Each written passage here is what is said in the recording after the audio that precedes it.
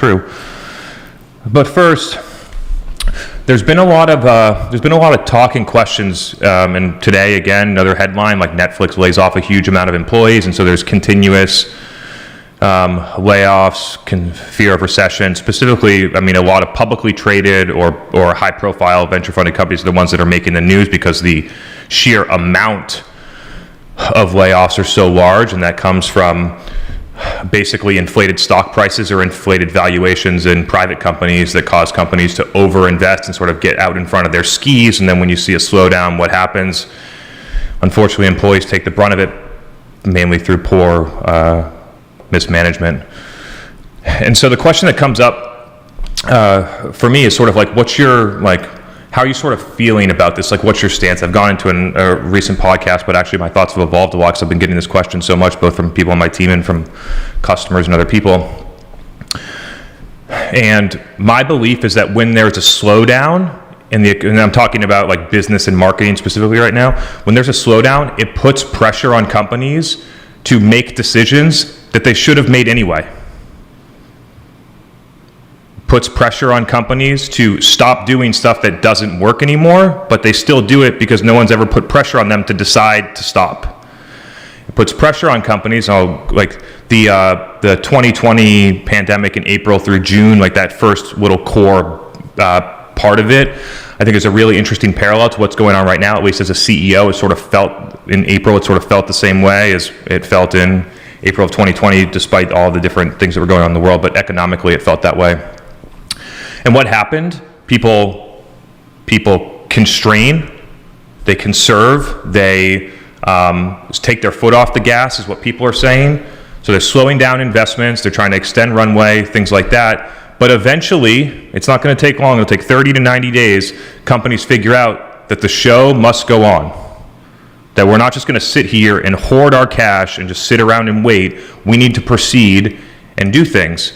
And what happened in the pandemic of 2020, right? Slow down for 2 months. Then what? Companies are back at HQ and they're like, this is going to go on for a while. What do we need to do?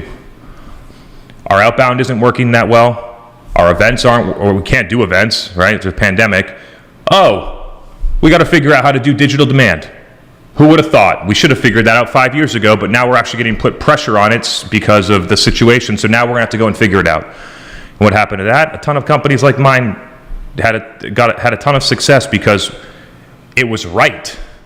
It's what companies should have been doing, but they just didn't get forced to do it. The same thing is going to happen right now. So slow down in April, some continuous things in March. Companies are probably going to have to start figuring out what they're going to do before the end of the second calendar quarter, so the end of June. And my expectation, there's going to be the exact same pressure putting on to decide things. It's not going to be whether you do outbound in events or you figure out digital. My view is that what companies are going to figure out is that they need to figure out how to create demand. The capture demand game is over. Spending $1 million a quarter on Google is over. It's just a waste.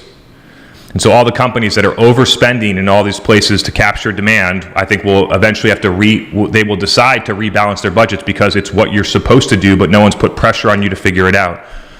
Another interesting parallel here, just to give you a couple other ones, like in the restaurant delivery space, like restaurants in 2019 should have definitely had a direct-to-consumer or through Uber Eats level delivery strategy. They should have. Almost nobody did because there was no pressure to do it. So then what happens? It forces companies to change when the pandemic hits. Some companies thrive. A lot of restaurants are doing way better than they were before because now they have an omni-channel. It's not constrained to the amount of people that can sit in their restaurant anymore. They're doing massive amounts of deliveries and volume there. And other companies that didn't adjust to a delivery model went out of business. But it doesn't change the fact that where we ended up is where we were going to end up anyway, just faster. So the same thing's going to happen here. We're going to end up where we should have ended up anyway, companies having a balanced create and capture demand strategy, figuring out how to capture demand, things like that. We're just going to get there faster than people expected because now they have pressure put on them to figure it out. So that's my stance on this. I consider this like a little bit of a speed bump in the overall thing, right? You're looking at a long window of time, whether it's your career, your business, your life. Like this is a very small window of time. And I expect that that's about what's going to happen. So given that that's sort of off topic from the rest of the agenda, I'll pause there and see if people have questions specific to this, and otherwise I'll just roll into why dark social is not the same as word of mouth. I'm glad you paused because we have a question from our YouTube live stream, which always gets me really excited. So I'll ask on their behalf. Their question is there a recession-proof marketing strategy to start thinking about now that we are almost certain to experience one? I'm not sure if I would call this a recession-proof marketing strategy, but just to be like, I'm trying to think of a clever name, but I can't do it. It's just like, I wouldn't call it recession-proof, but just like what you should be doing is solid fundamentals of what you should be doing in marketing today. So creating things that people want, that help people, that are engaged with your ICP, thinking about strategy, community engagement, like digital, the things that we talk about on this podcast all the time, like that's not I don't think that I would call it a recession-proof strategy, but it's pretty bulletproof, right? Like recession-proof to me means that like, no matter what's going on in the world, the strategy is going to just like blow it out and work. And that's just not the way that it works. Like, but doing the right thing is always the right thing. So I think that staying focused on your customer, engaging with people, being helpful, not being salesy, I think are some of the key elements that I would lean on. A couple recession resistant. Yeah, a couple other things that I'll note that I think are interesting data points. Like, you don't save your way to becoming a massive company. You don't cut expenses on the way to becoming a massive company.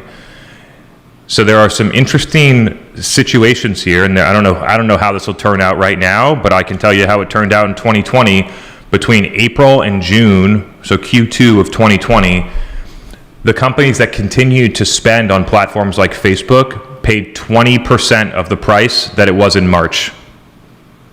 Ad costs went from $10 CPM to at some points we were paying less than $2 CPM to achieve the exact same outcome, just because all the money came out of the system, right? Facebook is a marketplace. The price goes up and down based on how many people are buying ads and how many people are on the platform. So that's like, it's not like Facebook is like, oh, we're going to lower the prices of the ads. What happened is that the marketplace pulled all the money out, and the people that stayed had much more inventory at way lower prices.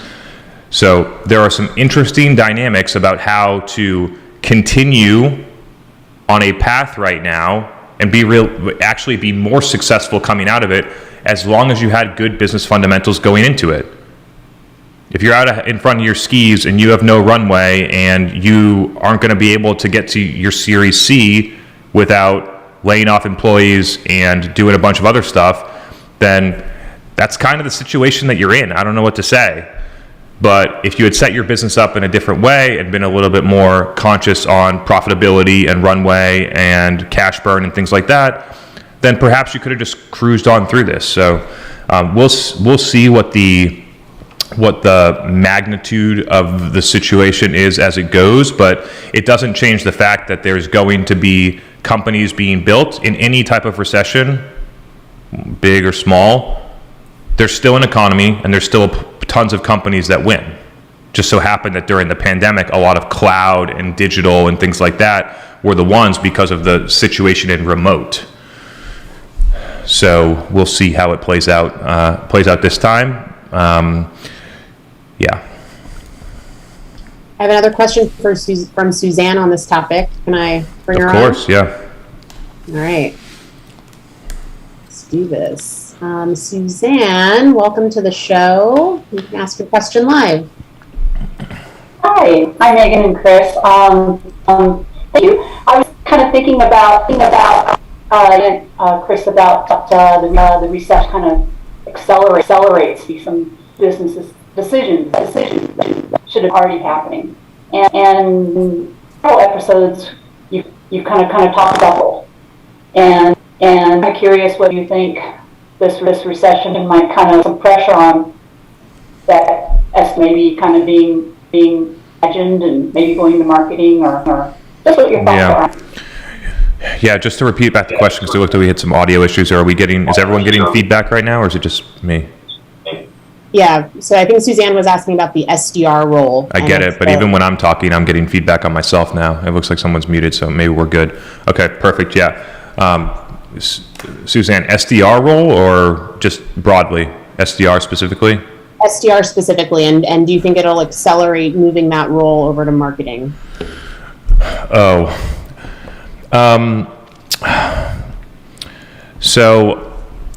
Actually, I don't. So what I think is happening at present is that companies broadly are way overinvested in sales. They have been for the past 20 years. And what should happen right now is that companies should have a balanced go-to-market function against product, customer success, marketing, and sales. And so I think what's going to happen is, and if you look at how businesses are evolving and the impact that a sales professional has against all the other functions that I mentioned there, like it's different than it was 20 years ago. So my expectation is that there's going to be a recorrection where actually a lot of the excess sales talent is pushed back into the market for necessary reasons for companies, and they're actually going to start rebalancing and reinvesting in marketing that works, right? No sense in further investing in marketing if your shit doesn't work. So a lot of companies are just going to have to go back to the drawing board and fix marketing. But then you have product and customer success, and I think there will be, the pressure will end up having a rebalance of those core functions. And so what will happen is that the excess SDR and excess AE or other like sales headcount will go back into the market.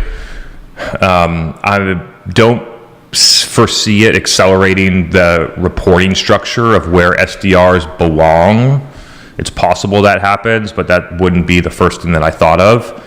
I just think generally, and I've been talking about this since like 2016, since I worked at a company that spent like $19 million a year on sales and $3 million, or 2.7 if I'm being exact, $2.7 million a year on marketing. Just like, what are you doing?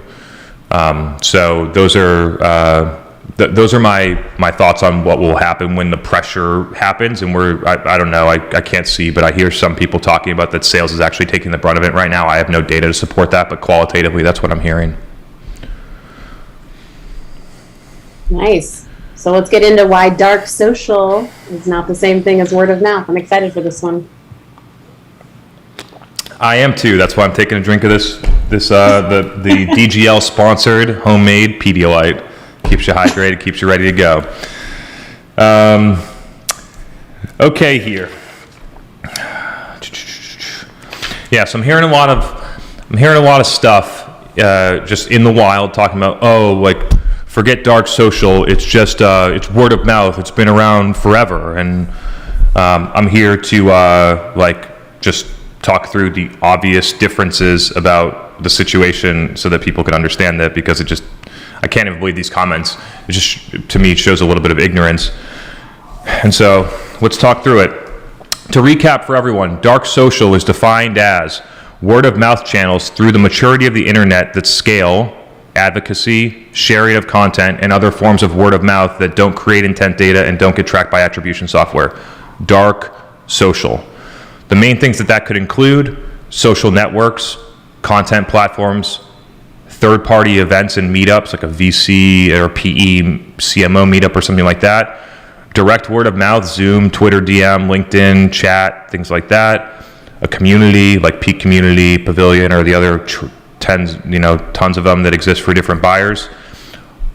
Those types of things exist, and B2B buyers just 5 to 7 years ago did almost none of them. So this is not like, oh, it's just word of mouth, it's just referrals. And if you are thinking about dark social as a pure direct referral, like, hey, go buy this, you are really missing the point, and you are really missing the boat. And I wish I had prepared. I was paddleboarding, so I didn't have enough time. But I'm actually going to go through, and I'm going to talk through examples of things that I'm going to come off with the top of my head about all these things that are dark social related, that are hugely impactful, and are not just like word of mouth that's been forever. So the sharing of content is a huge one. So you have, like, I post on LinkedIn, and then somebody at your company likes the post, and because you're connected with somebody at that person at the company, then you see the post even though you're not connected or follow me. Not word of mouth, but hugely impactful. That's how we've almost generated, we're almost up to 100,000 followers in LinkedIn, mainly through that network effect on LinkedIn of organic reach. Not word of mouth, not referrals. Your CMO actually takes the content and then shares it in a Slack channel. It's not saying go buy Refine Labs. It's saying here's a piece of information that I trust, and I trust it so much, and I want you to have it. And when I'm the CMO and I share it in a Slack channel, guess what happens? Most people in that Slack channel watch the video. There you go. Not word of mouth, but it gets a lot of people aware of your company. It gets a lot of people aware of your narrative. It gets a lot of people aware of the pain points that your business solves. Somebody in your company is scrolling through LinkedIn, takes a screenshot of an ad, which I do multiple times a week, and I'm sure everyone on the Zoom does the same shit, takes a screenshot of an ad and then shares it somewhere else with people, a DM, a Slack channel, different things like that. Again, these are all forms of sharing of content. Listening to the podcast. Most B2B companies still don't have a podcast, but listening to a podcast is not like a referral, not word of mouth, but it definitely falls into dark social. And then there are all these other effects, like the idea that I'm just guessing here, I don't have the exact data, but probably 25% of our customer base was referred to us by somebody that has never been a customer of ours because of the content. That one's sort of word of mouth, that one's sort of a referral, but it's way different than how it went. So let's just talk through what word of mouth is like, right? So word of mouth in 1950, I think that your product is great. I can tell my neighbor.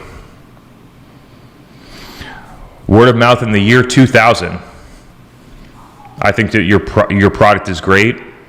I can boot up AOL and send it to the 15 people that I have their email address for. 2015, I think that your product is cool. Probably the most impactful thing is I could talk about it at the annual B2B conference with everybody that I saw. There's 15 to 100 people know about my point of view on that thing at the end of that. 2022. I really like this product. I can share it on LinkedIn. I can talk about it at every event that I go. I can tell every single other company in my PE group about it. Whenever somebody asks me what product I use, I'm going to tell them. I can go on podcasts and talk about how I use it. Scale. That's what we're talking about in dark social here. The actual scale of this is the most impactful thing. I'm not talking about we're going to push a button in Google Ads and it's going to scale. Like some people think scale is a bad thing. Scale, in this case, is the fact that the internet allows people to have way more reach than they have ever had before in a ton of different places that they've never used before. So those are some of the distinct differences between, it's just word of mouth versus what's happening in dark social today. There's way more opportunity for impact, huge opportunity for impact. But the second piece is it doesn't get tracked. It doesn't get tracked by traditional methods using software-based attribution. And to clarify for people, because I'm going to have Rand Fishkin for a live event on Thursday, which I'm really excited about. I hope people have registered for that because it's going to be awesome. We have people talking about the challenges that this stuff doesn't get measured. That's not true. What the real answer is it doesn't get measured by how you measure stuff right now. It can be measured. We've proven that perfectly well at Refine Labs. I've been talking about it a lot, and a lot of people on this Zoom or people that are listening to this podcast have implemented it and seen that it works. Not complicated. Ask customers. Back in 2000, I can't believe it took me this long to figure out self-reported attribution, but in 2017, I would visit customers and I would ask them, how'd you hear about us? What's going on? Sometimes I wouldn't even have to ask. They would just tell you in the first sentence when they saw you. I keep seeing your stuff on Facebook. Your content's great. Keep doing that podcast with those doctors. And you get the insights. And so, it doesn't get measured by traditional methods, but it definitely can be measured, to clarify for people. So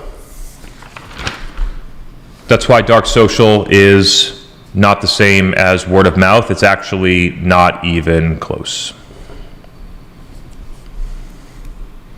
Wow, I think this is the first time I've gotten an applause on Demand Gen Live. Hell yeah. I like that. Your position is so clear, there are no questions. It's just, I can't wait. Like the pressure, the correction, this type of stuff that's happening, it should drive people to go deeper into community, dark social, like customer-focused engagement. That's the stuff that you should be doing. And I don't care who does it. It could be your sales team, it could be your marketing team, it could be your customer success team, it could be your product team. It probably should be everyone. But companies also like don't set up the right KPIs and things like that for that to work, right? Like it's crazy. A majority of the dark social content that gets produced by my company and the people on my team on LinkedIn comes from people that would, if you fit us into a SaaS org, comes from people in the customer success department.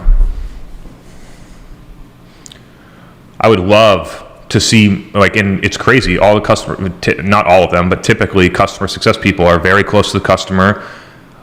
The best profile for customer success people that I found is people that have done your buyer's job before, so that they know, and I probably have implemented your product before in that job. That would be the ideal CSM. And then you got those people that are already experts talking about the product, the experience, their experiences with other companies rolling it out. Like that is a really interesting formula. And I almost see no companies using CSMs that way. So quick weather drop. We got no questions, so just keep rolling.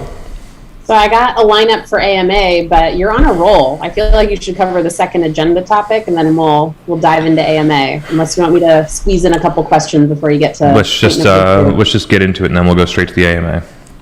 All right. The last topic here, before we get into it, is why your website needs to be your number one revenue generating source by far.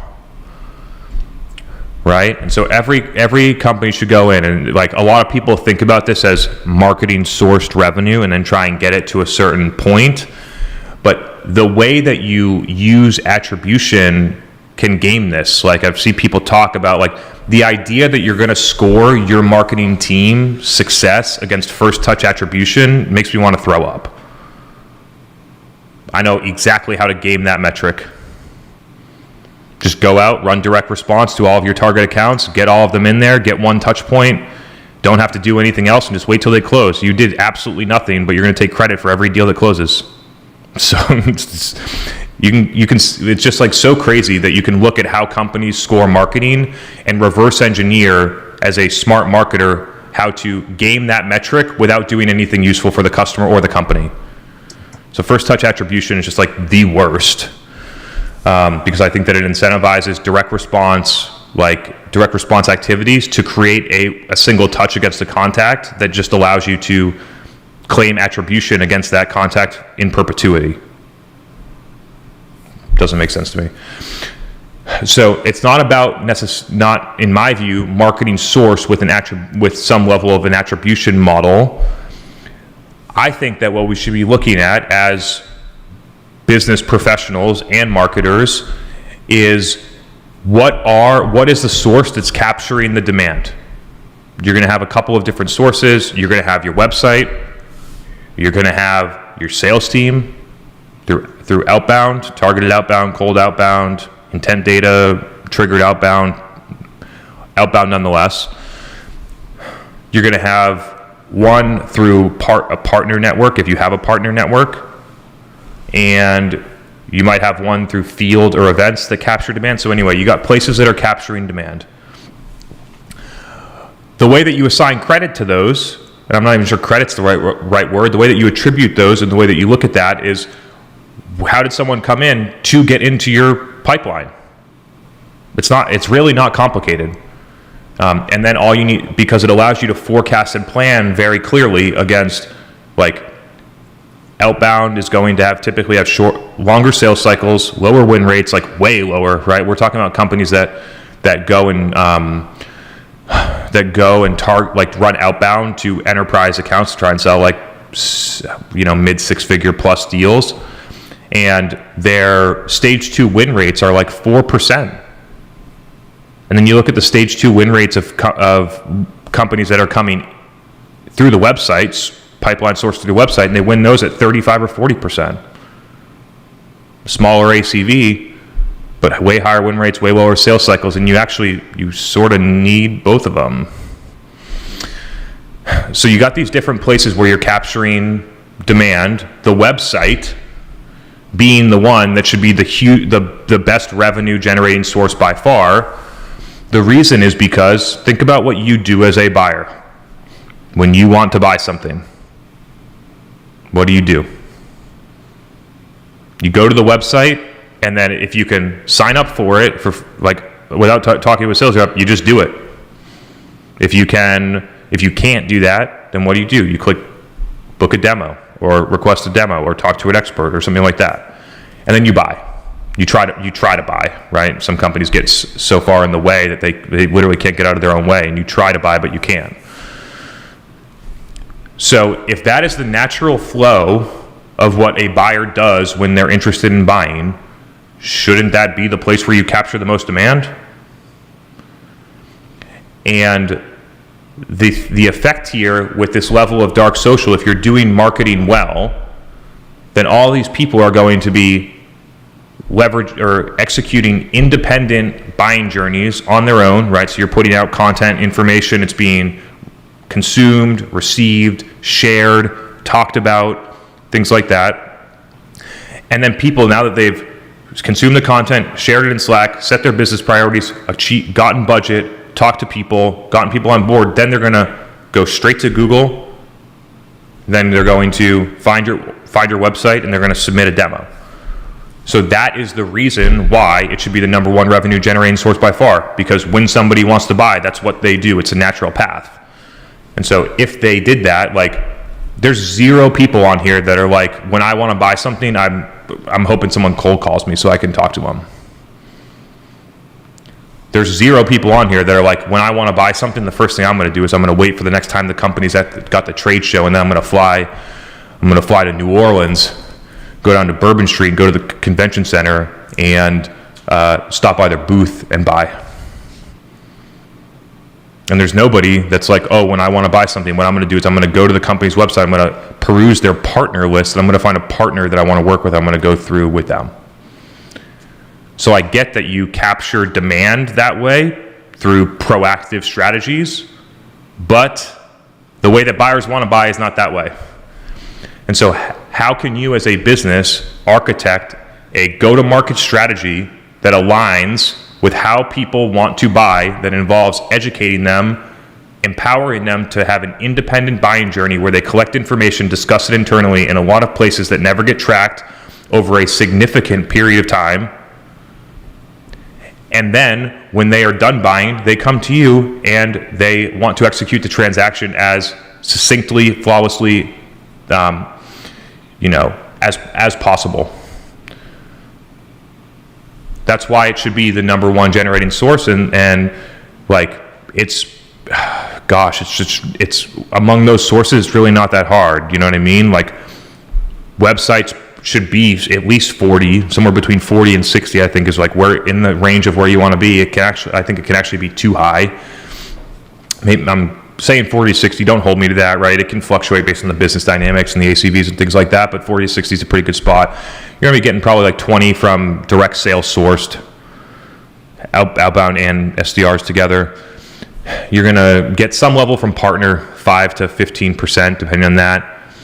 And then, events usually end up getting attributed in the marketing bucket because it comes from marketing expense, and then you can, you got somewhere between 0 and 10% that come through events. And looking at that as the thing that I like the most about these captured demand sources is that it removes all of the subjectivity, and it removes all of the arguments about we get credit, duh, duh, duh, duh, duh. What actually matters is, where did the buyer go to when they wanted to buy. We can project off that, we can plan off that, we can forecast from that. And then all we do is we architect our go-to-market strategy, our budget allocation around those things. And just because you're getting more buyers converting through the website doesn't mean that you need less salespeople. Doesn't necessarily mean that. A lot of companies are overweight on sales, so it probably would mean that way, because instead of winning 1 out of 30 SQOs, you're winning 1 out of 4. So yeah, you have to do way less demos and run way less cycles to actually close deals. But those are some of the core reasons why the website should be your number one generating revenue source by far. I don't know the exact number at Refi Labs. I should have pulled this before, but my guess is that, probably 80% of our revenue this year has come through our website. The other 20 would be like direct LinkedIn DMs or things like that from people, referrals, DMs, other stuff like that happens off of our website, and then the rest gets funneled through the website, because who would have thought when people want to buy, they know what to do. They go to refinelabs.com and they convert. So not super complicated, but that is if you're a B2B company and you're doing like 10% of your total revenue through your website and it's 2022, something is really wrong. You're leaving a lot of money on the table and you're going to have a real tough time scaling that. All right, let's get into this AMA. Let's do this. All right, awesome. Great agenda topics tonight. Okay, Lindsay, thank you for your patience. You had a question before Chris even came on this show. Welcome to Demand Gen Live. Excited to have you here. Hi, thank you so much. I'm excited to be here. What's your name? So, can y'all hear me all right? Yeah, what's your name? Perfect. My name is Lindsay. Hey, Lindsay, great to have you here. Thank you. I've been listening to the podcast, and I read your LinkedIn a lot, and really, I'm taking this AMA very seriously. Me too. I am going to ask you something kind of random, I think, for this podcast. But I'm very, very new to marketing. I'm getting my master's in my first marketing role, but I want to work for Refi Labs. That's a goal of mine, I think, within the next year. I'm going to be trying to educate myself, working towards that. And I'm curious what you'd recommend for someone who's just starting out that wants to prepare to work for your company. I think right now I'm currently in a role, they're not really pursuing demand gen, I think not really in line, I think, with a lot of what you teach. And I'll tell you, they definitely aren't teaching what you're teaching in school, which is exactly why I want to work for you. But yeah, I was curious just what advice you would offer. Yeah, totally. And just so awesome. I'm flattered that you have a goal of wanting to work at my company, so thank you. And I will say that, while this advice is going to be able to help you work here, I think it could help you work anywhere with people that get it. So awesome. For other people out there, I'm just trying to make it so it's applicable to a lot of people. This is some of the things that I would think about. Number one is, inside of your current job, I know that you can't go and do everything, but what are some things that you can do to get broader experience, right? So look at where you already are and look at how can I squeeze more juice out of this, juice being learning. Does the company use Salesforce? Does the company use HubSpot? Is there a way for you to be involved in those tools and to be able to learn how to build dashboards and reports and track data? There's a key learning there that most marketers never do. They just show up and they're like, oh, RevOps team, can you build this report for me? And it's just marketers got to be able to do this shit on their own. They got to be able to do this shit on their own. So maybe that's one example, but there's plenty of them, right? Could you get the company, when I did this, I was 27 and I begged the company to give me $500 to test Facebook ads, right? This was only 6 years ago in my life, to test Facebook ads. And so before that, I had never run Facebook ads. I just installed HubSpot, never did anything like that. So anyway, $500, I get the test, and then I figure out how to build creative, I've run Facebook ads before, but not in B2B. So I run the Facebook ads. I figure out how to measure it. I drive 4 inbound requests. I track those through HubSpot to close one. We win one deal for 25K ARR. We spent $500. We get 25 grand back. Sales cycles are short. I'm like, let's go. And then my career started to change, right? So is there a way to carve out like, hey, can we do some type of experiment here? It probably wouldn't be Facebook ads for you today, but can we do some type of experiment here where I can think about how to use media and content to engage our customers? There's something there. You could try and install something like self-reported attribution into your website to learn more about how buyers are discovering you. And the last one I'll give inside of your current job is that you could actually go out and talk to the people that use your product or the people that could use the product but don't right now, and start to hone the craft of qualitative customer market research, which I believe will be the number one skill of a marketer in the future. Everything else is going to get automated out. And the only thing that matters is, do you understand your customer deeply? And to be honest, the bar is not high. So those are some things that bucket one, you could do a lot of things in your current role. Try and figure out ways to expand it and get into other pockets for learning. The next one that I'll say is that there's a huge amount of information and things that are on the internet, right? We publish a ton. At this point, like, it'd be hard to actually go through and consume all of the information that we put on the internet because there's so much. So there's a lot to learn there, but the listening and learning is only about 10, maybe 20% of the actual learning. At some point, you need to figure out, how am I going to put this into practice? And so my recommendation would be to find something to start some type of project on the side where you can start to put some of this stuff into practice. So start a TikTok channel about yoga, right? And figure out what it's like to make content every day, to engage with an audience, to build a community, to drive followers, to understand the algorithm. And in 6 months, you got a body of work where you drove 10,000 followers, you figured out how to produce content, you figured out how to edit videos, and you learned a ton of stuff. It's like a TikTok video. You could start a podcast about another subject matter. I'm giving you examples because it doesn't have to be about B2B marketing or anything like that. It's the activity. So before I ever started producing content for LinkedIn about B2B marketing, I produced a ton of content for Facebook ads for medical devices. I produced a ton of content for Instagram with like blankets and towels and beachwear and stuff like that. So like those are where I learned the skills of like, oh, I need to produce content every day. Oh, when people comment, I need to like thoughtfully respond.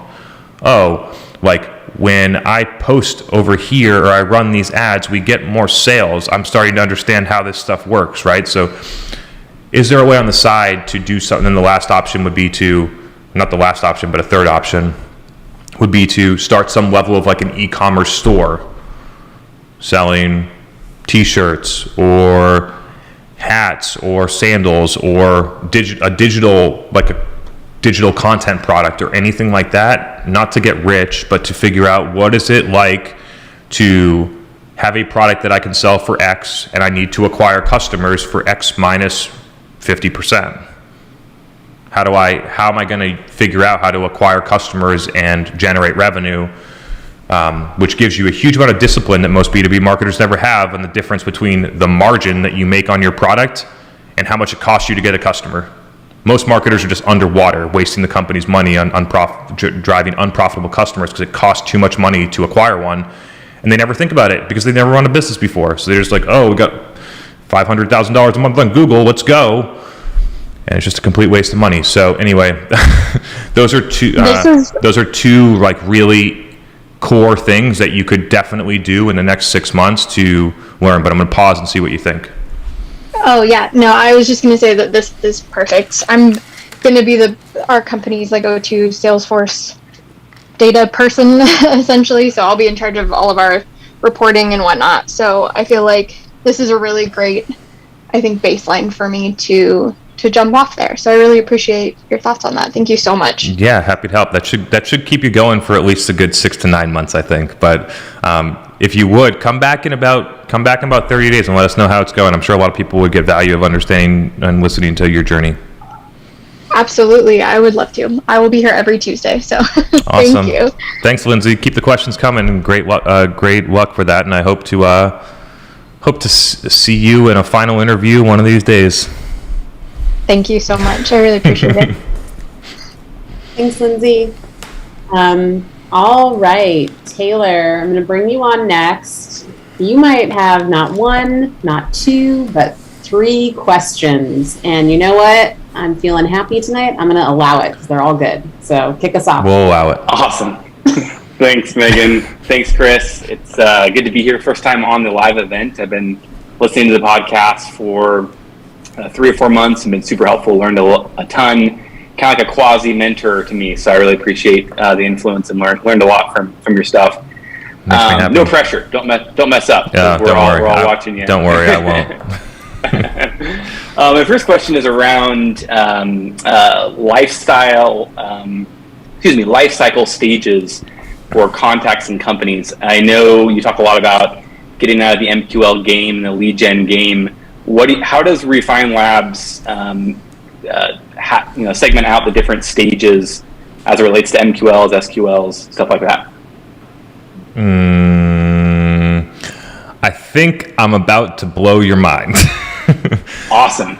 We don't use the life cycle stages, and the way that we look at it is you got maybe 4 total buckets. You got all the people that are not customers and don't have an active opportunity. Most of them aren't even in our database because dark social. Then you got all active opportunities. Then you got customers. And then you got people that used to be customers and have graduated Refine Labs. So you got the 4 groups of people, and it's so crazy, like other companies are out here fucking around and they're like, oh, we got a email address and now we got a lead and then we gotta use 6 months to get an MQL score. Now we got an MQL. But nope, sales rejected it. So it's now, let's recycle it. Let's go back to the lead. Okay, nope, 6 months later, another MQL score. Oh, this time we got a meeting. We got an SQL. Oh, nope, I guess no showed the meeting, back to the beginning. It's just a bunch of horse shit to create data, you know what I mean? And so what happens for us is somebody converts and they're like, okay, I would like to talk to your sales about buying this stuff now. And then they become a stage 1 opportunity, and we win those stage 1 opportunities raw at 12%. So 1 out of 8, we win. If they get to a meeting, we win about 35% of them now. So all of the charades back here is in an old world of driving low intent leads pushing them through a linear funnel. And all of it could be gone. It causes tons of sales marketing alignment issues. It would just waste a bunch of money. It wastes a ton of SDR and salespeople's time. It's hugely inefficient and it's difficult to scale. Some of the things that are wrong with it. And if we're going to be a revenue org, how is this system still built? People have been talking about being one team for 5 years. But we still don't have aligned metrics between marketing and sales. We still have an MQL where marketing can qualify something, but then it doesn't get through sales. And for ours, it's just if it comes through on a high intent conversion, it's automatically firmographically qualified. If it's firmographically qualified, then boom, we got a stage 1 opportunity. We win 1 out of 8. Our sales team loves having those. If there's for some reason they're gonna manually DQ it before the meeting because of something that they've seen, awesome. They don't care. It takes them 5 or 10 minutes to manually disqualify someone when they know that they only have to do that 8 times before they win a deal. In comparison to the SaaS rep that's doing 8 demos a day with people that don't want to talk to them and don't want to buy, that they're doing gift cards and incentivized meetings and inbounds that have gone through 2 SDR calls in order to get there, and they're are not going to show, and you got people that are just spinning around doing a ton of activity for no reason. You know what I mean? I just find it ultra fascinating when you look at it and you compare it to I like comparing it to a manufacturing facility personally, because manufacturing facilities run incredibly efficiently and they do it through black and white process optimization, using your brain and collecting data and making decisions, not subjectively about what we used to do, but looking at the data and saying, here's the data, what are we going to do about it? And when I did this in 2008, 17, 18, 19, I looked at the data and I was like, this data doesn't make sense. We need to do something differently. Here's what we're going to do instead. And it just works way better. So I think if companies like brought in someone from like a that's in a process optimization role, they would completely turn the revenue engine upside down, because the way that it runs right now is just terribly inefficient, doesn't make sense anymore. Thanks for sharing. That's awesome. I love that. Yeah. And then as far as like, sorry to interrupt you, but just for everyone to close out, like the life cycle stages, like simplification across the board is what we're doing. love it. Yep. That's awesome. Thank you. I was curious your thoughts on presenting in that same grain of thought, presenting to the board or executive team leading indicators. And I think you mentioned on previous podcasts, web traffic and other forms of leading indicators. What are your thoughts on that? If we're not doing the whole life cycle waterfall, what would be some leading indicators you'd want to kind of show the board, give them direction? The leading indicators that I would show the board at this point, and my thinking has evolved around this, right? So, and when I say leading indicator that's being reported to the board, you better have been running that program for at least 90 days before you ever talk to the board about leading indicators, right? Probably closer to like 5-6 months. Like, otherwise, like, what are you going to do? Run something for 15 days and be like, here you go, board. It just puts you in this like very short-termism focus. So caveat for people, run the shit for 90 days before you ever like go think about reporting on it to people. And if they're asking you to report on it in a shorter time window, educate them on why that doesn't make sense. Okay, so leading indicators. At the 90-day mark, what you're going to report is an increase in qualified meetings that come through the website. You should be able to drive through capture demand optimization, improving the inbound buying experience, conversion rate optimization on the website, implementing like a smart like review site, affiliate, capture demand type of strategy that every company should know how to do but just terribly overspends. And then layering on some form of create demand content with media execution over 90 days. Like, you should be driving more meetings through the website. You could actually end up driving more pipeline through the website. So something along the lines. Demo conversions, I don't use a demo conversion because that metric can be gamed. You can just run performance marketing to that page and pump up vanity metrics for no reason. So it's the step after that, meeting sat. You got meeting sat, and then from there, what I'm going to do when I report back to the board is I'm going to look at the meeting sat. I'm going to qualitatively survey the sales team about what they thought about those meetings, and I'm going to include screenshots and things like that about what people are saying about the people that they're engaging with. One big part of it. I'm also going to be connecting that to what the buyers are saying in self-reported attribution. So what the key thinking here is that when you are executing a create demand strategy, you need to use create demand metrics, which are mainly qualitative. So qualitative feedback from the sales team. You're going to have a quantitative number of meetings, demos, pipelines, something like that. Qualitative feedback from your buyers about where they're hearing about you. Like, those are the types of things that I'm looking for. Other things like comments and stuff like that. If you got the like if you're actually running like a podcast or LinkedIn strategy, like, I'd be pumped to just show, like, I could do it right now. I'll do it right now. Like, I'm going to go into LinkedIn. I'm going to look at my post from today. Okay. 94,800 impressions on a LinkedIn video. And I'm going to take, and I'd screenshot these.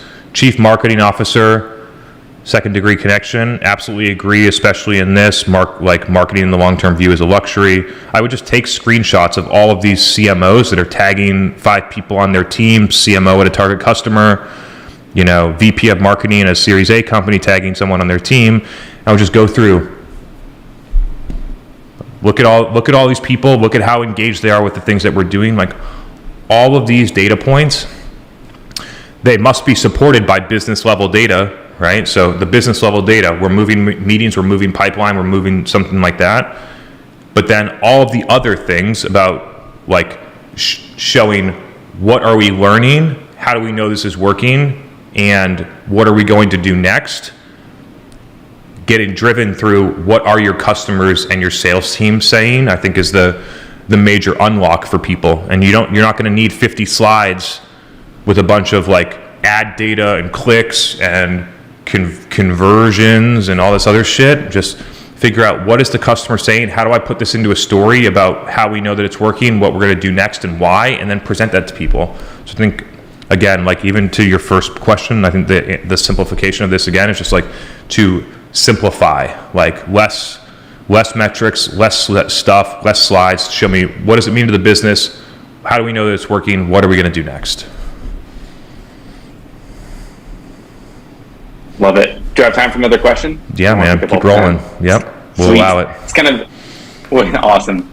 This is kind of way different train of thought here, but I was curious your thoughts on tracking campaigns and budgets and marketing plans. Do you have a favorite tool or software, or use good old Excel spreadsheets or Google Sheets?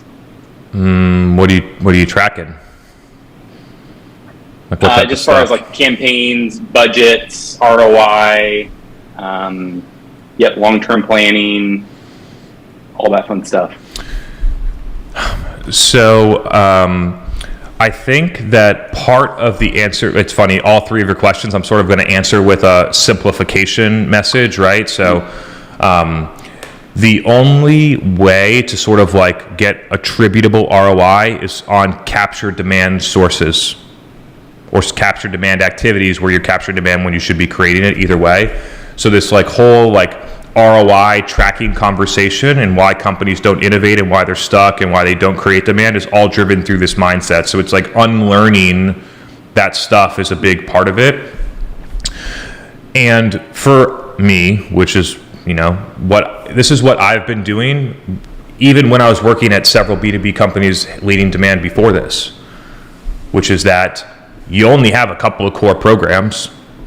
You're not doing that much, right? So at the Series D company that IPO'd, I was running a video podcast with physicians, and I was creating content for Facebook ads, and I was sending those types of different content that was getting distributed to those channels through emails. That's it, pretty much. Like, there's probably some other stuff on the fringe, but that's pretty much the entire digital demand strategy into 3 programs. And then you look and you say, okay, out of like all the expenses in for those couple of programs, from a program expense, not headcount or freelancers and things like that, just program expense, just say it was like $500,000 for the year. And then we ended up driving more than $1 million in ARR, and we have an expansion business, right? So if you do $1 million in ARR over the next 3 years, that million is going to be like 4 million, because we're going to get in, demonstrate success with 2 units, then the company's in the next 6 months is going to buy 50, and then you're going to churn out usage from those 50. So that's an example of how I did it then. Now we basically have one marketing program. I don't know what to say. Like, we're starting to experiment more, but it's do live events and podcasts, which create long form content, which then get broken down into LinkedIn and TikTok and YouTube ads that get distributed on social. It's pretty much the entire mix, you know what I mean? So then you just look at, it's how do you look at them more as programs than channels, right? To me, the State of Demand Gen podcast and all the downstream distribution is a program. And so, and then if you look at that program against, it's pretty much the only thing that we're doing against all the ARR that we generate, it's like a no-brainer. So to recap a couple things that I recommend: simplify the programs. You're probably doing too many things, and you don't need very many things to drive a business, which is another sort of like old mindset thinking. Oh, we got to be everywhere. We need to be spending LinkedIn ads doesn't work, Facebook ads doesn't work, YouTube ads doesn't work, Google ads doesn't work. But here's what we'll do: we're going to buy Twitter ads. That'll make the difference. So literally, what people say, and it's like, no. You should stop doing all the other things and get one thing to actually work before you go and do 5 more. So if you scrutinize all the things that you were doing, you might see, okay, we have a couple diamonds in the rough and we got like 8 or 10 things that are wasting money and time. Let's kick those and let's kind of build this back from the ground up. So that's, that's one part of what I would do, but simplifying in the overall programs, and then simplifying in the measurement. You know what I mean? Like, I look at it's such a misguided way to think that the ROI of every activity is going to be trackable and like everything's going to work out because attribution vendors say that you can do it that way and that's how it works. It doesn't work like that in real life. It just creates an illusion and we end up where you are. Every company is spending all their money on direct response and capture demand stuff. And when every company is doing that, all it does is just leave a huge opportunity for anyone that thinks differently. It's like not that complicated. And so we'd love to answer a follow-up there, but that's sort of my thinking. Super helpful. Nope, I think you answered my questions. Thanks, Chris. Right on. Those were 3 great questions. Hope it was a good, awesome. Good first time here for you. It was great. Thanks. Cool. Thanks, Taylor. Come back soon.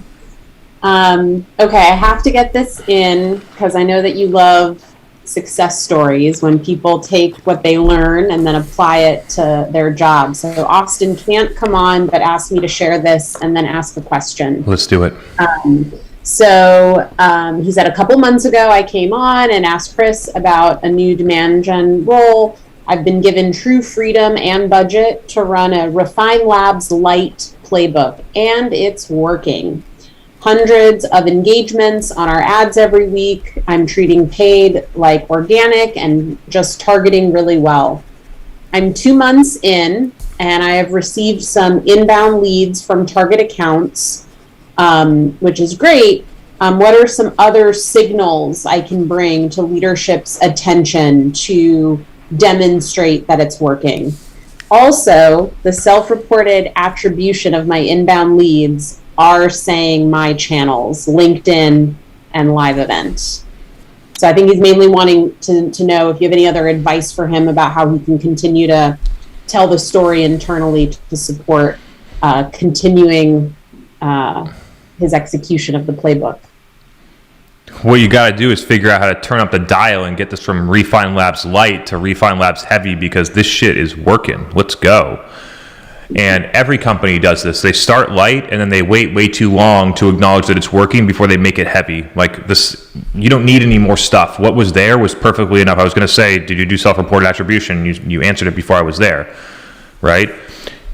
You're running media to target accounts. Then those accounts are coming and saying, hey, I want to buy from you, and saying that they heard about you on LinkedIn. What more do you need? Like, then the only thing that I would look at is how much spend are we putting through LinkedIn? How much pipeline do we create from those accounts? And you pretty much got everything that you need. And we're basically doing the same play just for transparency to people. We have a target account list that gets selected through firmographic criteria like fundraising rounds and new CMOs and other triggers that we know are important. And then we run my content amplified through my content that's already worked, we know already works, people engage with it, and then we amplify it through paid to the executives and marketing leaders of these target accounts. And we get people to do the same thing. They literally come to our website and they submit, they're in our target account list, so it gets easily tracked and flagged, and then they go, we heard about you through LinkedIn. This one person said LinkedIn ad, which is crazy because like LinkedIn, it's hard to tell when you're at a power like Refine Labs, because it could be LinkedIn, it could be the LinkedIn ad, but literally people are like the LinkedIn ad.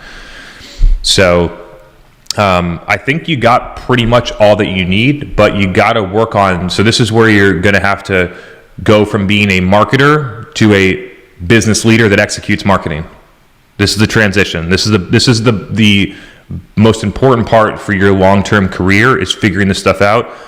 When I had to do this, I literally hated it. It was so frustrating to try and educate people executives that didn't get it on things that were obvious to me. But it's the reason that I explain things so clearly to people. It's the reason that I'm able to communicate that like 3 or 5 years later, because I spent so much time trying to get people that didn't get it to try and understand it.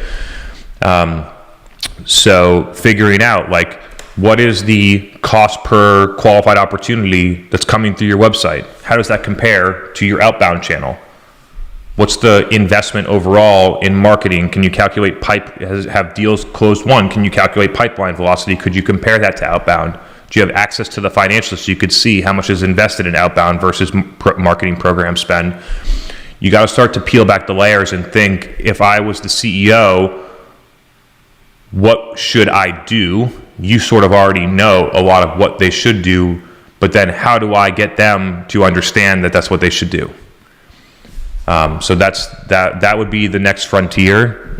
If you want to come on live next week, I'd love to chop it up with you and actually put together a plan. I think it'll help a lot of people, but that's where you don't need any more data. If you need any more data, you're just fishing to avoid doing what I said, which is trying to craft a business story and go out and go. Like I did a $500 Facebook ad test, and then I waited 4 months from when those people, from the 4 leads, and then it took 4 months for one of them to close, 120 days against an average of like 180, so it closes faster. And then when it closed, I go and report back, okay, we spent $500, we got 2,500 or 25,000 ARR, and now I want to spend 10K a month. And then we started running 10K a month through approval, and then 6 months later we were running 50K a month. So you just got to work and build. But yeah, you're definitely on the right track here, and so pumped to hear about the success, by the way. Like that was really strong explanation of the strategy. It's not complicated. It's not difficult to measure. And it's like if you understand your customers and you create content that they want, it is a really bulletproof strategy. Austin actually responded. So he says, thanks, Chris. That was a good kick in the pants. I've probably been a little overly cautious because this is new for them. I've spent $3K total. I have a proposal in for $15K a month. And each deal is about 7 figures ACV. I just need to keep running it. So just to close out the story and a little extra commentary. But come on next week, Austin, so that we can catch up with you live. Yeah, figure out what it would be. Like get your 15K a month, 180K a year, and then 1%. I'm trying to get to 1 second. 1% would be 1,800. Try and figure out what it would cost to have a customer acquisition cost payback period on ad spend of a half of a month, which would be 15K. So it'd be 75. So it would be 7,500. So I would target trying to acquire a customer for less than $7,500 in ad spend, 15K a month. Like the way that you mentioned it, it feels like this is a service business. So you're not playing with CAC paybacks of 6 months. I would try and play at a half of month advertising CAC payback because the margins are different, just so people understand. Service businesses can't do a 6 month CAC payback. They don't have 80% gross margins. They haven't raised, $50 million in software to create the cash flow to get through that and keep raising money. So service business, I would target a half of month CAC payback, which for you, in my estimation, if it's 180K ACV, it'd be $7,500. Nice. Got a couple more questions for tonight. So Winston, I'm going to bring you on next. Welcome to the show. Thanks for having me. And Chris, thanks for all the great advice. I've been tuning in for a while now. First time I've been bold enough to ask a question. So, yeah, let's be easy, bold. But, so I've kind of followed the model of, creating the podcast. We have not done like this live event type of thing yet, but the podcast has been really successful and helped us to broaden reach with some co-marketing of other organizations, and really helped us through Dark Social gain lots of new business. How do you know it got you new business? Through word of mouth. So we started asking for, how did you hear about us on the forums on the site? Cool. Which has been helpful, and also just through sort of qualitative feedback on posts on our podcasts and and on LinkedIn posts. So Love that. How long have you been doing it for? So we started, we had 2 podcasts. We started in August of last year. Cool. Yep. So I'm just giving some people some context, close to a year. Perfect. Okay, keep going. Yeah. So we've seen some success with that. And I also have, as part of our organization, we run events, like we have our own conference, our own thought leadership conference. So the events team has now come underneath my purview. I'm the head of marketing. One of the things I'm interested in doing, and you mentioned this last week, and I think on another LinkedIn post, was scrap the trade show budget and instead do micro events around the country and start to generate more direct demand, I think, from a more focused audience. The new VP of sales that we just hired is big on trade shows and wants us to order all of the swag and spend lots of money and really like hit the whole circuit. And so it's thrown a bit of a wrench in the plans, and curious to hear your thoughts on maybe how I can kind of steer things back into the direction of micro events and what success you've seen from that, or what format would work for that. Just one more clarifying question so people have a little bit more context. What's the employee count of the company, just so we have a sense of the size and scale?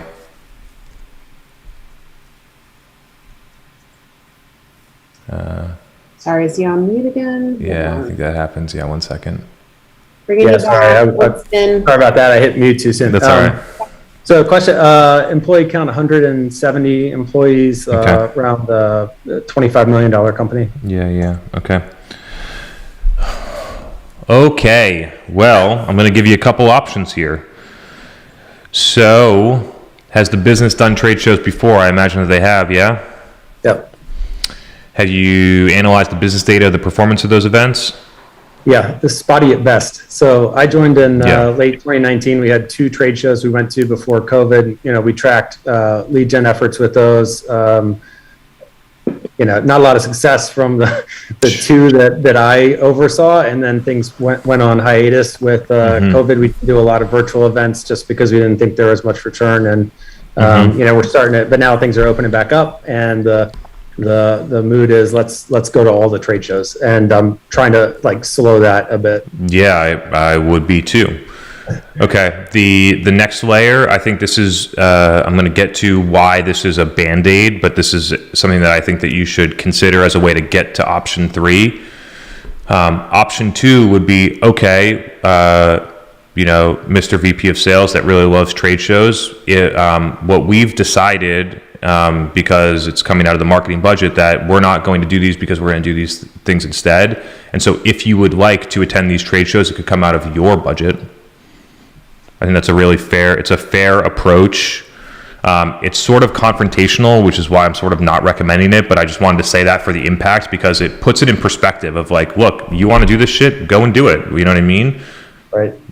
Your budget's 3 to 10 times bigger than mine. Go and do it. My team will support you and get the graphics together and get it set up and shit like that. If you want to front the bill, we'll do it.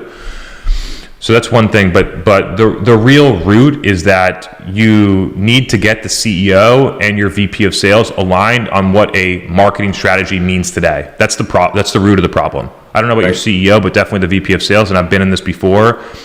If the VP of sales doesn't get it, typically the VP of sales wins.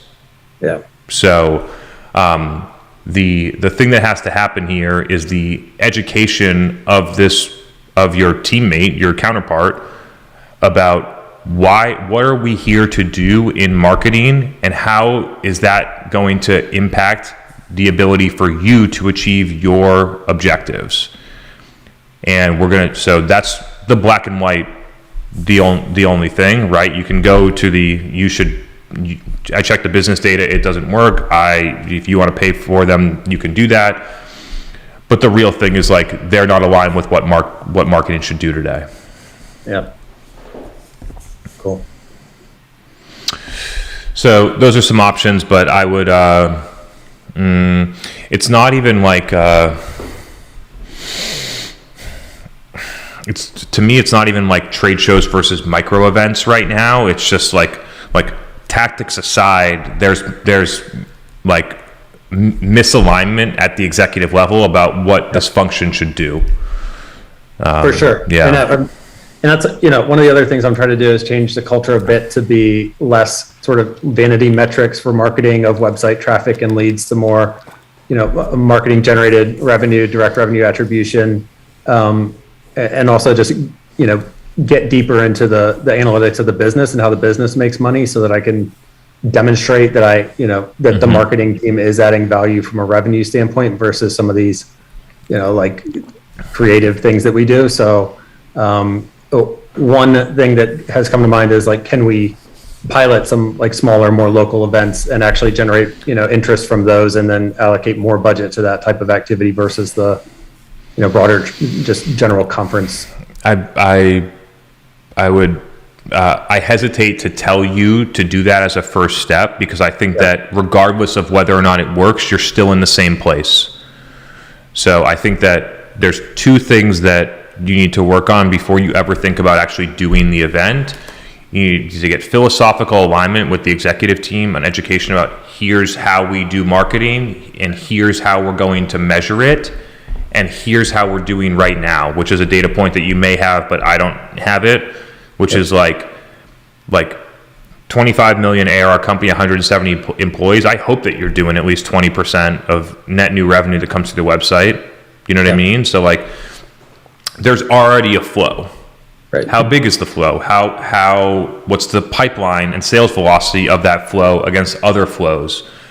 Then how do I get the VP of sales to see, 20% of your quota is already coming through the website, and what I'm trying to do is get that number to 40%. And the reason that I'm trying to do this instead of these things is because it drives more revenue, it's more cost effective, the sales velocity is way higher, and it's not going to waste your sales team's time following up with people that don't buy so that they can keep doing outbound that works better than following up with shitty leads from marketing. Yeah.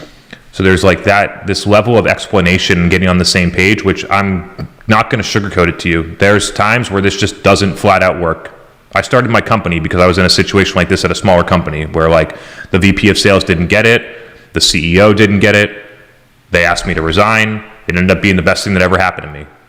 So, but sometimes it doesn't end in rainbows. Yeah, helpful and hits home a bit. So like a education company with a sort of more academic leading CEO and a old school sales rep. So it's a bit of a tough spot to be in at the moment. But I'll keep pushing. Thanks, Chris. That's helpful. Totally. Yeah, and just a note for everybody. There are plenty of companies that are looking for great marketers. So if you're working for people that don't get it, get the fuck out of there and work for someone that gets it, because people do get it.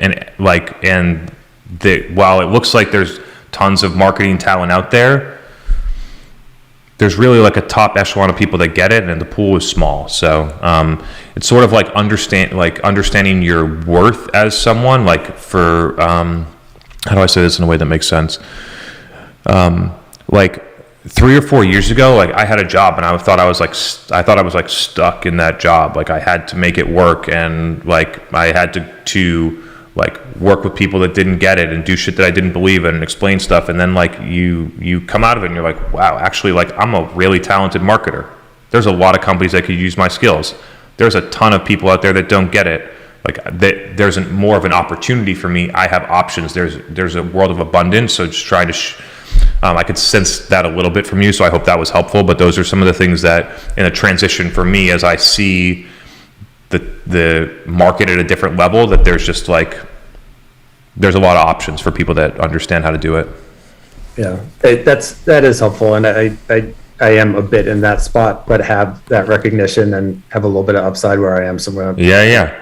Likely stay put, but Definitely. then I get it. So. Definitely stay put, but like if it's not going to work, then that would be the time to not stay put. I guess let me put it that way. But I'm not telling you to bail out today. Definitely not. Get it? Yeah. Cool. Thanks, Chris. Appreciate it. Cool. Awesome chat with you.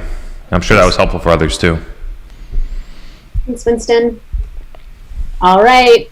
One of my favorite closers and brand new father, Omar. Welcome to the show. Hey, great to be back, everybody. Can you hear me? Excited to have you here. Yeah, we can hear you well. It's great to be back. I was going to join last week, but it was in the middle of my wife giving birth, so probably not. Understandable. But I'm not gonna lie, I did give it some thought. I was like, you know, she's not delivering yet. I was like, it would be kind of cool to call in from the hospital. I was like, nah, I probably shouldn't do it. Congrats, by the way. I'm That's sure my amazing. wife's super cool. She probably would have been like, no, just go ahead and do it, you know? So, well, good to be back. So, Yeah. so I have a question for you, Chris, but real quick, just on the comment you mentioned earlier about giving the advice about just leaving if people aren't getting it. I highly recommend people do that. Like, if you feel like you're having to explain things and you feel like if you're struggling to get up in the morning just to go to work, like, you just need to quit that job and leave. There's so many other better places to be, and it becomes an opportunity cost. So I wish somebody told me that many years ago when I started my marketing career, and I ended up like wasting a year of my career just putting up with bullshit. So it was good advice. Yeah, appreciate it. And it's just because like 10 years ago, you didn't have options. You know what I mean? So it's not that long ago where like the only option was to stay. But Exactly. There's just been such a change in dynamics, especially in the last 3 years, where the employee has way more control than the employer. Absolutely. If you recognize your value, for sure. Totally. And I think the people probably who are most afraid to do that are younger professionals who maybe, you know, are like a year or two in their career, but here's Totally. a hack. I mean, yeah. And I mean, look, I hired somebody this way. People who get it, you know, Chris, you're one of those people, Dave Gerhardt, you know, go spend time leaving thoughtful, value-adding comments on those, because hiring managers go read them. I hired one of my marketers because of a comment he left on one of your threads. And I was like, hey, this guy gets it. He's like got a year or two experience. Awesome. I want to hire him, you know? Hell yeah. Yeah. Helping marketers get jobs everywhere. Yeah, Love exactly, man. Exactly. So here's the question I wanted to ask you. You know, every month, every year, like, you know, we're seeing more and more activity on LinkedIn. It's becoming more competitive, right? Especially to post and grow an audience, all these different things. I think on a positive side, there are course creators. I'm one of them, you know, who have, let's say, a course, and part of that is like copywriting. And even for my own students, like, I provide some templates to get them started on how do you write copy. That being said, I'm starting to notice the same format, copy, themes, like throughout LinkedIn. Like, it's like the same thing. Like, I open my feed and I'm seeing like the same thing over and over again. Mm-hmm. You're somebody who, I mean, you have a large audience, so your feed is very competitive, right? What I'm wondering is, one, do you think this is going to have an effect on people's content being able to reach others, which is like coming up with your own frameworks of copy and not just using the same templated, you know what I'm talking about? Like, so there's certain templated posts you can go through. Sure. You know, like, start with a big career change and blah, blah, blah. It's like the same thing over and over again. Do you feel like sticking to those kind of formats and those frameworks is going to have an effect on you being able to reach people? I think the second part of the question is, like, of all the content that you're seeing on your LinkedIn feed, like, what are the kind of things that catch your attention? So before we get into that, we can note that, because I might have you restate the question, but something you said I got to address here, right? So what you mentioned is it's getting more competitive. Mm-hmm. And so I just want everyone else in the audience to recognize, is it how the competitiveness compared to everything else that they do? Way more competitive for SEO. Way more competitive for Google search. Way more competitive for outbound. Way more competitive for email. Trade shows. Totally. Right? So, it's crazy. Yeah, I'm not mentioning this to you. This is really for the people afterwards. But like it feels more competitive, but it's less competitive than everything else that you do. You're absolutely right. And Chris, just to add to that, I was, there's a VP of sales who his team is going through my course right now, and he's like, well, why is this, would you say, is more important to put budget towards this than something like Google AdWords or even paid social media ads? I'm like, yeah, you can put money towards those things, but it's becoming harder. Like, even email open rates, I have a big email list in HubSpot. HubSpot's telling me every month, like, this amount of emails aren't going to be delivered because of iOS. So it's just, everything has become more competitive, more expensive, but like, yeah, as competitive as it is today, LinkedIn organic social is still a lot less competitive and a much bigger channel than everything else. One of the best opportunities totally in B2B today. Yeah, so that's one thing. Just when people say like competitive, I try to remind them that all the other stuff that they're doing is way more competitive than the things that I'm talking about. Like the things that I'm talking about, 100% agree. And the reason that they work the best is because they are things that work the best right now for buyers, but most people haven't realized it yet. So there's huge opportunities, which is why you get more organic reach and faster growth and things like that. So that one fired. What was the real question? Because I got fired up and needed to talk about that. It was what things stand out and what things stand out and things like that. Yeah. So yeah, like what kind of things in your mind stand out? Because again, I think let me put it in a better context. Yeah. You're trying to get the attention of a prospect, and let's make it a hard prospect. Head of marketing at a SaaS company. So they're on LinkedIn. They're seeing a bunch of stuff, right? It's not enough just to post like some motivational post or some like, I don't know, cute meme. Like there's a lot of people that are just like you making these types of posts and everything. So what are the kind of posts that are going to stand out to not only get the attention of somebody, but also engage them?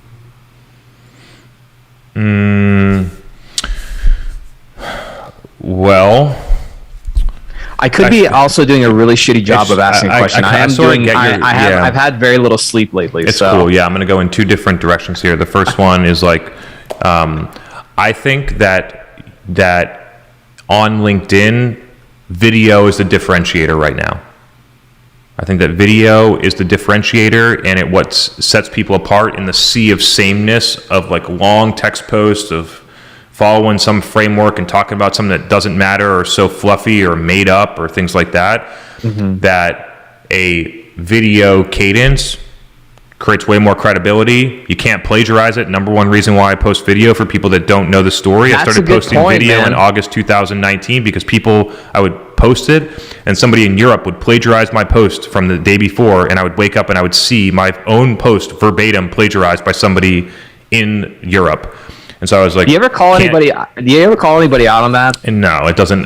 Does not worth my time anymore. But the video is what sets it apart, right? That's why I started to do it. So you can't fake that. You can't get on here and answer questions and pretend to be an expert. You actually have to be one, right? So I think that is a big one. Like the video, you can't fake it.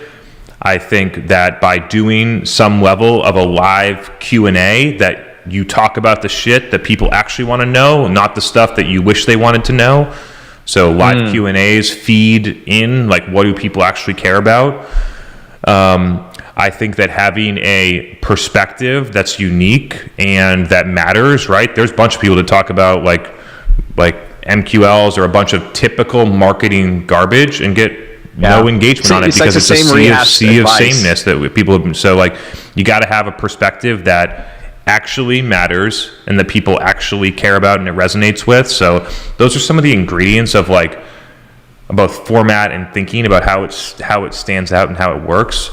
But the thing that I'll say, and I think that, and I've mentioned this before, but I'm going even further here, that like the LinkedIn has become a social network, but doesn't run the company like it's a social network. They run a company like they're selling recruiter software and sales software to B2B companies at the expense of the people that use the platform.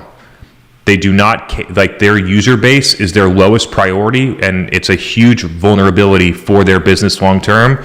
There's tons of spam messages that use the software that they sell to spam people that people hate. Yep. They use specific types of content and they incentivize specific types of content to get more views because they get less consumption time, so they can deliver more ads per session to people because they pump up posts that people just scroll by so they consume more ads.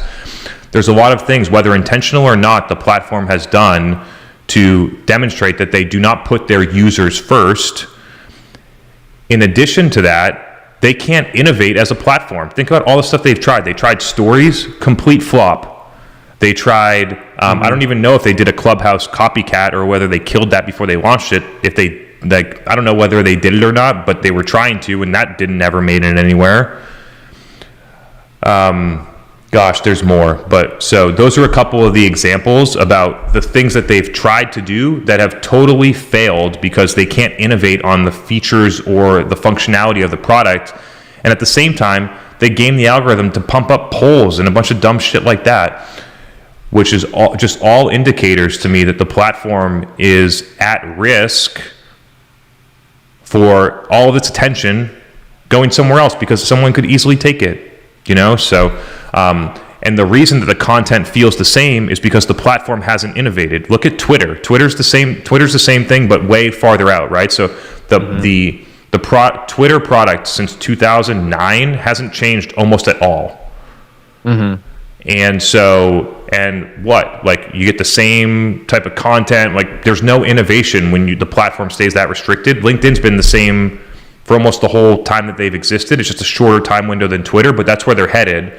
Just be a stale platform that can't innovate. And when you compare it to a platform like Instagram or TikTok or things like that, where they actually have sustained attention for a long period of time and they put their users first, which allows them to generate tons of ad revenue, that they innovate, right? Instagram was photos at the beginning, and then they added in-feed video, and then stories, and now they have reels, and so they've innovated on the features of the product, which give more options for creators to create stuff that's interesting.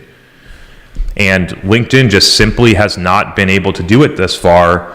And so I think that, like, I wouldn't be surprised if attention starts, like, I'm definitely diversifying, right? Like, 100,000 followers on LinkedIn means nothing if people don't use the platform anymore. So there's attention there right now. I'm going to squeeze the juice for all that it's worth. You know what I mean? Like, I'm going to keep rolling while it's working, but I wouldn't be surprised if in the next 24 months it doesn't work anymore. Got it. Yeah, it's interesting because it's, on one side, I'm experiencing everything that you just mentioned, but then there's non-social media savvy customers who are starting to use LinkedIn more, and they've just not been exposed to a lot of these different types of content. So it's become even easier to put like content in front of them. I mean, surgeons is a great example of it. Like last month, I think in the US there was 2,000 surgeons who posted something on LinkedIn, like orthopedic surgeons. This month it's 2,500. So like literally 500 more surgeons are on there posting even more. So there's this interesting dynamic between these things. There's definitely like sustained growth and of the user base and the people posting content and things like that for sure, present day. But there's just like between present day and 2 to 3 years from now, there's just a lot of stuff that could change. So things that are putting them at risk, like subcommunity for sales, subcommunity for marketing, like there's a lot of attention that, like, instead of the broad, like, content that doesn't matter, moving into a community of like 200 people that you truly trust, that's not scaling by a headcount model. Like, I think a lot of people would rather spend time there with 200 other CMOs that really get it, that are all invested in sharing best practices and information rather than scrolling through a bunch of garbage on LinkedIn. So I think that there's some really interesting things that could evolve. I think there's a lot of opportunity here. There's clearly a need to have the sort of like the digital B2B conference, right? Which is sort of like what I equate LinkedIn to be, the digital B2B conference that happens every day. So there's a need for it. Whether it continues to happen on LinkedIn or somewhere else, I think is the question. This not going to be like something pops up tomorrow, and this will be a long, prolonged shift of how attention moves. Totally. I got one last real quick question for you, just regarding video. So, what I've noticed, you made a great point. I never thought of it like that. You're absolutely right. It's just you can't plagiarize the video. I mean, if somebody plagiarizes your video, great. Like, you get more reach, I guess. But something I've seen, and I noticed you don't do that, but I'm wondering your thoughts on it.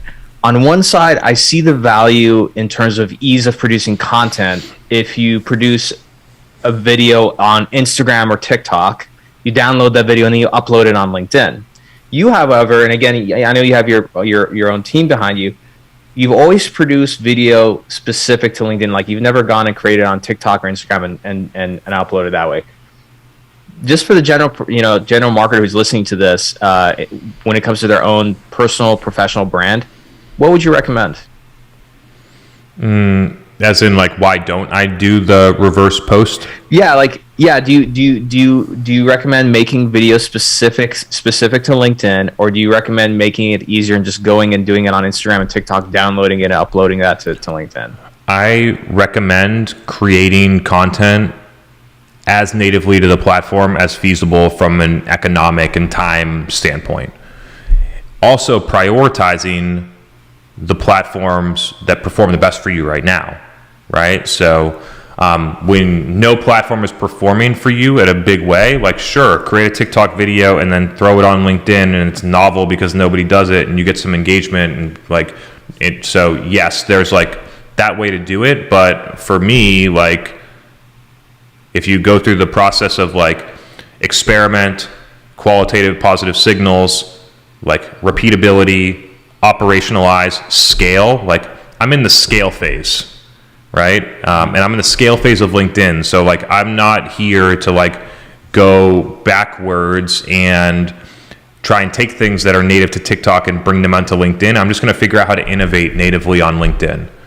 And to me at this point, like, the innovation comes from the environment that I'm filming in, the innovation in the topics that I'm covering, the innovation in the studio setup and how we're doing those things. Like, that's the level of innovation that I'm focused on for LinkedIn right now. And then because it goes podcast, LinkedIn, and then TikTok, YouTube as a secondary, the second thing that I'll say is like, my content strategy on TikTok, when it works, will be very different than what it is on LinkedIn, because I recognize how different the two platforms are. I'm in the experiment, stage 1 experiments on TikTok still, right? I've been there for 4 or 5 months. Haven't 100% dialed in how am I get, like, the length, the first couple seconds, whether there's music in the background, how much do I make it natively, like so there's a lot of dynamics that I'm learning about that I haven't dialed in, but I'm learning about them. And the type of subject matter that I talk about on that platform is going to be very, very different than the type of subject matter that I talk about on LinkedIn. The stuff that I talk about on LinkedIn is too niche. It's too technical. It's too, like, there's a lot of, maybe that'll work on TikTok in a couple of years, but at the moment there's just not enough reach of people that want that stuff on the platform yet. So I guess to close, like, to sort of just close, because I went in a bunch of different directions here, like different content strategies for different platforms, both on the subject matter and the formatting to actually fit into it. So that's like, those are some of the guiding stars that I use. I get that you can take the TikTok video and reverse post it on LinkedIn, and if you want to do that, that's cool. But that is not going to be my strategy. Yeah, no, I'm with you on that, man. Thanks, brother. Hey, always great seeing you. Megan, thank you so much. Yeah. Congrats, man, by the way, too. Thank you. Maybe I'll bring him on the show next week or something. We're gonna be an all-star B2B marketer growing up. Damn straight. Like, They're gonna be running on-demand gen Yeah, live it's next gonna week. be running the split the funnel analysis at 4 years old. It's possible, man. It's possible. Thanks, Omar. Always love having you as Great a to have you, closer. Omar. All right, Chris, time to wrap up the show. Any other closing thoughts? Yeah, let's get this wrapped up. I am very excited for this event on Thursday with Rand Fishkin. So if you haven't signed up, we'll drop a note in the show notes. That'll be on Thursday, May 19th at 2 p.m. Eastern, 11 a.m. Pacific. Rand Fishkin was formerly the founder of Moz and is currently the founder and CEO of a company called SparkToro. He, for those of you that don't know, was probably one of the most prolific supporters of SEO and Google-related strategies for a long period of time. I don't know the exact dates, but I'm guessing probably like the whole early to mid 2010s, like maybe 2011 to 2016, maybe even longer than that. Huge proponent of search, because during that time period, search was one of the best things to do. Great way to be a proponent of it. However, times change, and times have changed a lot. And so it's going to be interesting to have somebody that was one of the most prolific search people talk about their perspective on search today, because if you look at what he's posting about and what he's talking about, it is just a different game now. Search has attribution bias. The way that buyers buy is different. There's a lot of dark social stuff going on, and there's tons of different like ways that Google has become, that sits in the middle between buyers and websites and just takes credit for everything that happens.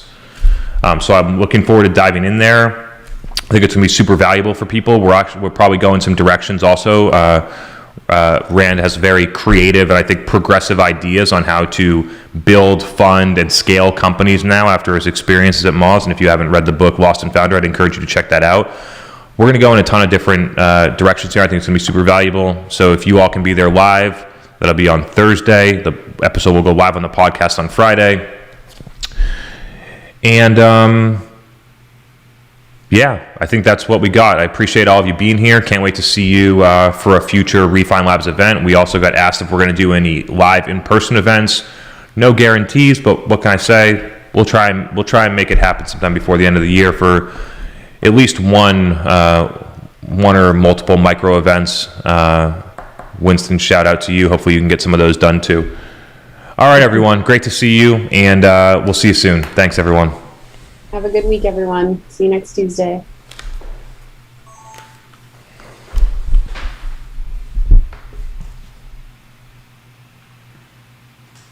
Recording stopped.